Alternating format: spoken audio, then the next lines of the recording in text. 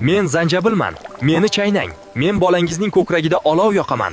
Qon aylanishini kuchaytiraman va tanadan toksinlarni chiqaraman. Men evkaliptman. Meni qaynoq suvga soling va farzandingizga nafas oldirtiring. Men darhol nafas yo'llarini ochaman. Shunda u chuqur nafas olishi mumkin. Men timyanman.